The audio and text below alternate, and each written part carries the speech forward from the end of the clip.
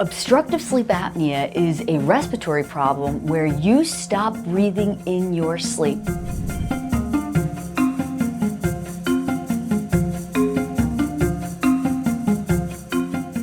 Normally, as you go to sleep, the muscles relax and the airway narrows and you continue to breathe normally. In some of us, the airway collapses down all the way and we call that an apnea. And that's where the term comes from, obstructive sleep apnea. If you have enough of these events in your sleep, we say you have the disorder, sleep apnea. When you have sleep apnea, your breathing is continuously disrupted during your sleep. It's as if you're suffocating moment after moment, and this can happen hundreds of times throughout the night.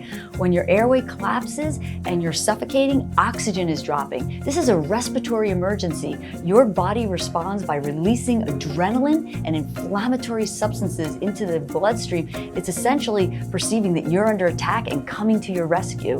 So you have activation of the sympathetic nervous system, a type of fight or flight. And in addition to that, your brain has to keep interrupting sleep to get you breathing again. Both that disruption of sleep with the brain coming to your rescue and that fight or flight response, night after night after night, pays a toll on your body. You're at risk for heart attacks, strokes, high blood pressure. You're more likely to have premature death and aging, diabetes, and you'll increase your weight and your emotions will tend to be more fragile and you'll have depression and you could have anxiety. So if you are someone who snores and if your sleep is very, very restless at night, if you're tired during the day, or if you have any of those things I mentioned, then you want to consider you're suffering from sleep apnea. And there are some simple things that you can do to solve it.